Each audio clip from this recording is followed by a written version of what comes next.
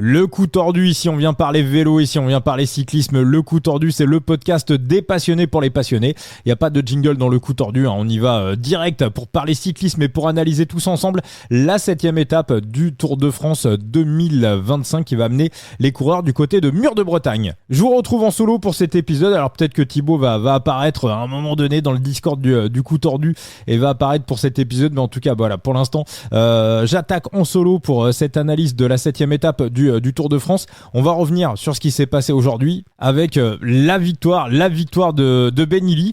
Alors moi je vais vous dire ce type d'étape véritablement, et plus j'y réfléchis, et c'est la réflexion que j'ai eue, on se disait hier avec Thibaut, c'est le genre d'étape qui est idéal à bet en live. Je rappelle que jouer avec excès comporte des risques, on fait du management de bankroll, on fait pas n'importe quoi, et on peut aussi chercher à savoir qui sera le vainqueur sans forcément mettre d'argent. Justement, je pense que c'est véritablement le genre d'étape idéal à jouer en fantasy.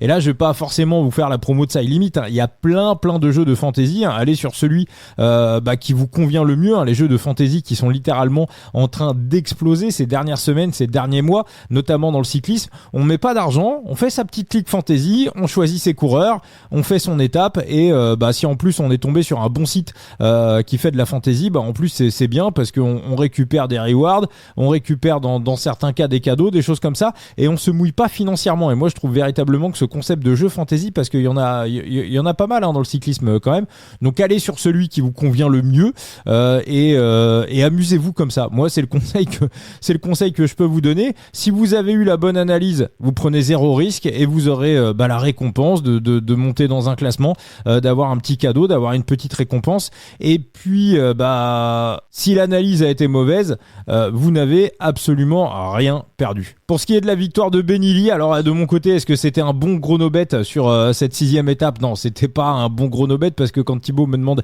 hier instinctivement de lui sortir un ou deux coureurs que je verrais gagner en échappée, je lui sors Axel Laurens et Ben Illy. Bon, voilà, victoire de Ben Illy. Au niveau des PLT, alors ce qu'on a vu clairement, Thibaut en parlait dans le podcast hier, on l'a vu au 22e kilomètre, Mathieu Van Der Poel joue clairement le maillot vert, vu qu'il a été disputé le sprint intermédiaire au 22e kilomètre. Je pense pas que c'était une filouterie pour ensuite prendre l'échappée, et on a bien vu encore une fois dans l'analyse qu'on vous a faite hier que la clé de voûte de cette étape, c'était véritablement Mathieu Van Der Poel. S'il était resté au sein du peloton et qu'il avait fait rouler ses équipiers, on aurait pu avoir probablement un GC Day, mais voilà, comme il a décidé de prendre la tangente, de prendre l'échappée, il a eu un spot pour aller chercher le maillot jaune. Bon, voilà, on a eu à un moment donné, les 8 costauds sont restés très très forts devant, le peloton n'a pas réussi à revenir, et à un moment donné, la bataille s'est arrêtée et ils ont pu la mettre au fond. Je reviens sur ce que j'ai dit hier. Je pense que véritablement Kevin Vauquelin a raté un énorme spot. Alors certains disent qu'apparemment on n'aurait pas laissé partir Kevin Vauquelin, pas du côté des UAE, mais d'autres coureurs qui se méfient de lui pour un éventuel top 10 au classement général. Alors peut-être que l'explication c'est ça, mais voilà, il a un petit peu tenté en début d'étape. Mais voilà, je trouve ça quand même un petit peu curieux que désormais, dès la 7e étape, on commence à lock des top 10 au classement général. Généralement, c'est quelque chose qu'on commence à voir arriver en 3e semaine de Grand Tour. Celui qui est 7e a pas envie de descendre 8e, celui qui est 8e a pas envie de descendre 9e.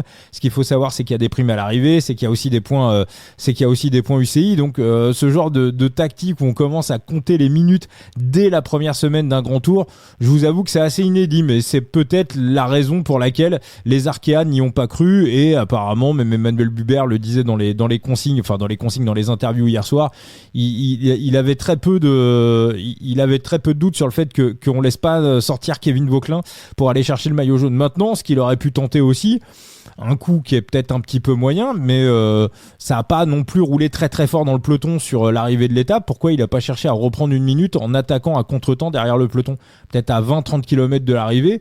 Peut-être qu'il aurait eu un bon de sortie, sauf, et ça va être l'analyse de cette 7e étape, sauf s'il y avait déjà un deal entre les Alpecin et les UAE pour laisser à Mathieu Van Der Poel le soin de reprendre le maillot jaune. Et c'est très possible. En gros, le deal: écoute Mathieu, on va pas te faire chier pour le maillot jaune. En revanche, sur l'étape de Mur de Bretagne, vous roulez avec nous pour aller chercher l'étape. C'est ce qu'on verra demain. Parce que après tous les efforts consentis par Mathieu Van Der Poel, alors il a quand même une chance de gagner à Mur de Bretagne, bien évidemment.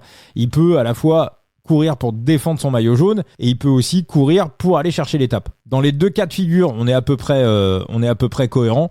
Mais bon, voilà, je pense que c'est échange de bons procédés. Pour les UAE, effectivement, ça sera peut-être bien d'avoir un petit peu de renfort ce vendredi pour la mettre au fond sur cette 7e étape du Tour de France. Alors, l'étape du côté de Mur de Bretagne, je vous invite à aller voir la preview de Thibaut sur son site Vélo Futé. Enzo qui va sortir sa preview également dans le cours de la soirée sur son site The Big Gear. Bon, le parcours, vous le connaissez, hein, c'est un des classiques du Tour de France. On va franchir 2 fois le Mur de Bretagne avant l'arrivée finale. Alors, j'ai revu les 3 dernières arrivées à Mur de Bretagne. La victoire de Mathieu Van Der Poel en 2021, la victoire d'Alexis Villermoz en 2015 et la victoire de Dan Martin en 2011.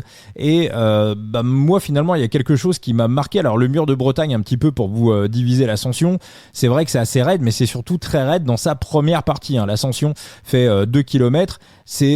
Si je caricature, c'est raide dans le premier kilomètre et c'est beaucoup plus roulant dans le deuxième kilomètre. Les gros pourcentages, on les a dans le premier kilomètre. Donc dans le premier kilomètre, on a véritablement des pourcentages favorables à Vingegaard et bien évidemment surtout à Pogačar. Et le deuxième kilomètre est beaucoup plus favorable à Mathieu Van Der Poel. Si je m'en réfère aux 3 dernières arrivées à Mur de Bretagne, la différence à chaque fois a été faite dans le dernier kilomètre. Quand Mathieu Van Der Poel l'emporte en 2021. Dès qu'on est revenu sur le replat et qu'on est revenu sur les pourcentages entre 4 et 6%, c'est à ce moment-là où il fait la différence. Il porte une attaque à 800 mètres de l'arrivée. Alors s'il se permet de le faire et s'il a fait un gros trou, ça veut dire aussi que dans les forts pourcentages, il en a plus gardé que les autres coureurs. C'est aussi ce qu'on a vu en 2015. En 2015, on a un groupe assez compact qui arrive. Christopher Froome était plus ou moins favori de l'étape, même si c'est pas un talus qui correspondait précisément aux qualités premières de Christopher Froome. Alexis Villermoz était dans le groupe, était très très bien placé. On était dans un groupe de 20-25 à peu près. Et dès qu'on est revenu sur les portions un petit peu plus roulantes, à 800 mètres de l'arrivée, à peu près à l'endroit où Mathieu Van Der Poel a porté son attaque, Alexis Villermoz s'est projeté à l'avant et comme Christopher Froome s'en foutait un peu, il a laissé Alexis Villermoz aller chercher l'étape. Si on revient en 2011, un petit peu la même chose. Dans les gros pourcentages, on a eu une attaque d'Alberto Contador, mais Dan Martin était resté un petit peu en contrôle. Pourtant, Dan Martin, on connaît ses qualités, ses qualités de coureur. Dan Martin, c'était un pur puncher. C'est un mec qui a fait des résultats à la Flèche Wallonne. C'est un mec qui a fait des résultats dans le mur de Huy. Et pourtant, Dan Martin a aussi attendu le dernier kilomètre, les derniers hectomètres, pour porter une attaque décisive et l'emporter en solo. Alors, comment ça va se passer ? Alors, le vélo a quand même évolué, évidemment, ces dernières années. Moi, je pense que du côté des UAE, si on a coché cette étape, et je pense qu'on a coché cette étape, Poggi, c'est un hyperactif. Sur l'étape de samedi, c'est sprint, il va rien jouer. Sur l'étape de dimanche, c'est sprint, il va rien jouer. Et au mieux, il va jouer quelque chose sur l'étape de Sancy, sur l'étape du 14 juillet, où tout le monde voit beaucoup voient une étape pour les échapper. Moi, je pense que Poggi va poutrer tout le monde et va tuer le Tour de France à Sancy. Tout le monde pense que Poggi va tuer le Tour de France à Hautacam. Pour moi, il peut récupérer le maillot jaune, il devrait récupérer le maillot jaune demain, peut-être pour ne plus jamais le lâcher, et il peut, tout ce que tout le monde attend le move d'Hautacam, moi j'attends le move du Puy de Sancy. Maintenant, il est évident qu'on va voir un train des UAE, donc les Alpecin vont contrôler l'étape sur une grande partie de la journée. On va avoir un gros forcing des UAE dans le premier passage du Mur de Bretagne, histoire de fatiguer un petit peu les organismes, et on va remettre une énorme praline dans les gros pourcentages. Le problème de Tadej Pogačar, c'est que pour moi, il doit absolument se débarrasser de Mathieu Van Der Poel dans le premier kilomètre du Mur de Bretagne. S'il le ramène à ses basques dans le deuxième kilomètre, c'est beaucoup plus dangereux. Et ce qui peut être dangereux également, c'est que s'il a un Jonas Vingegaard dans les pattes, ça peut aussi donner un spot à Remco Evenepoel dans les derniers hectomètres. Donc Pogačar et son équipe doivent faire la différence dans ce premier kilomètre du Mur de Bretagne. Ne pas jouer la tactique de Villermoz, de Dan Martin et de Mathieu Van Der Poel en 2021. Maintenant, il y a un problème. Maintenant, il y a un énorme problème, c'est qu'on va avoir un putain de vent de face dans cette ascension du Mur de Bretagne. C'est-à-dire qu'on va être sur du 3/4 face avec un vent en rafale entre 20 et 35 km/h. Et je vous avoue que je suis pas. Je peux pas vous dire que c'est un penalty pour Tadej Pogačar. Pourquoi ? parce que si jamais Vingegaard réussit à s'accrocher, et vent de face, il peut s'accrocher. Voilà, il peut s'accrocher. Si mentalement il s'est remis de son contre-la-montre raté, il peut s'accrocher. Et je vais même aller plus loin. Remco, on sait que c'est un mec qui fonctionne énormément au moral. Là, il a retrouvé le sourire après sa victoire au contre-la-montre. Remco, ça y est, c'est lancé. Remco aussi, vent de face, peut totalement s'accrocher. Donc si jamais, après avoir fait, on va dire, après avoir épluché un petit peu le peloton, après avoir fait un gros train, les trois se retrouvent devant à moins d'1 kilomètre de l'arrivée avec un petit trou, qu'est-ce qui se passe ? Poggi va rouler parce qu'il estime qu'il peut poutrer les deux auto-sprints. Je pense que Remco va rouler, mais Jonas va pas rouler. Donc, est-ce que pour autant, ça donne un spot à Jonas Vingegaard ? Peut-être, parce que à l'ego, Pogačar est capable de se dire j'amène Vingegaard jusqu'aux 200 derniers mètres en restant devant et je lui fais le sprint et il réussira pas à me battre. Maintenant, Vingegaard dans la roue de Pogačar pendant 1 km, à la fin, il a quand même travaillé son sprint, il a très très bien travaillé son sprint. Moi, je pense que en lui suçant la roue pendant 1 km, je pense quand même qu'il peut le taper. Pour moi, l'interrogation, c'est Remco. Je pense que la stratégie des UAE doit être de garder Joao Almeida, on va dire, vraiment très très proche derrière. Un petit peu sur ce qu'on a vu dans l'étape remportée par Tadej dans les rues de Rouen.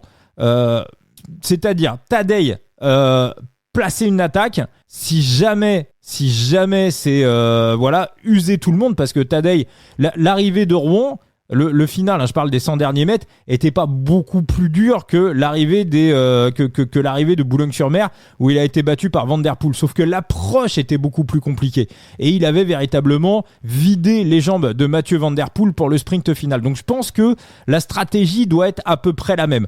C'est-à-dire que si on arrive dans un groupe au sprint avec Remco, Vingegaard et Poggi doit l'emporter, il n'y a absolument aucun souci. Donc la clé, finalement pour moi, la clé du game, c'est Joao Almeida, à savoir garder Joao Almeida très très proche dans le jeu, voilà, très très proche dans le 2, et si jamais Vingegaard refuse de rouler avec Poggi, Almeida revient, exactement ce qu'on a vu sur l'étape de Rouen.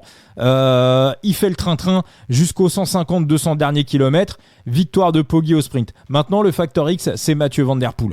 Et là, si Mathieu Van Der Poel arrive à réaccrocher le groupe sur un final, on va dire, des 500 derniers mètres aux alentours de 4%, ça peut poser problème pour Tadej Pogačar. Donc, voilà, on va y aller de cette manière-là. Je pense que c'est la stratégie qui sera adoptée par les UAE. Alors après, quid de Matteo Jorgensen ? Ça va être un match, on va dire, entre super lieutenants, entre co-leaders. Moi, je pense que sur ce type d'ascension, Joao Almeida peut être un petit peu mieux que Matteo Jorgensen. Si Jorgensen revient avant Almeida, les Visma vont se retrouver à 2 et ça peut être véritablement un spot pour les Visma. Mais pour moi, Joao Almeida, c'est le 3e homme de ce Tour de France. Allez, 3e homme et demi. Pour moi, il va disputer le podium contre Remco Evenepoel. Si on a le même Remco que l'année dernière, bon, allez, Remco sera 3e et Joao sera 4e. On retrouvera le même classement que l'année dernière. Mais Joao a les jambes, en tout cas, il a les jambes pour finir 3e de ce Tour de France. On l'a vu exceptionnel sur le Tour de Suisse et on le voit vraiment très très bien depuis le début de ce Tour de France. Donc, si jamais ça part à 2 ou 3, Vingegaard, Pogačar, Remco ou pas Remco, et que ça commence à se regarder dans les derniers hectomètres, bon, la clé, Almeida sera probablement le premier de derrière à revenir sur ces trois-là. Un train, on va jusqu'à l'arrivée et victoire de Tadej Pogačar. Donc ça sera mon pronostic, mais ça sera pas une énorme mise. Ça sera pas une énorme mise parce qu'encore une fois, ce vent de face me fait véritablement très très peur. Je vous aurais dit vent de gauche, j'aurais pu partir sur une praline, un 0,5% de bankroll. J'aurais pu, là vraiment, on va se contenter d'un 0,15% de bankroll, sachant qu'en plus, je vous rappelle que sur nos PLT, on a Pogačar gagne 5 étapes, on a Pogačar gagne le maillot à pois, on a Pogačar gagne le maillot vert. Donc, bon, si il vient remporter cette étape sur le mur de Bretagne, on a bien évidemment Pogačar au classement général.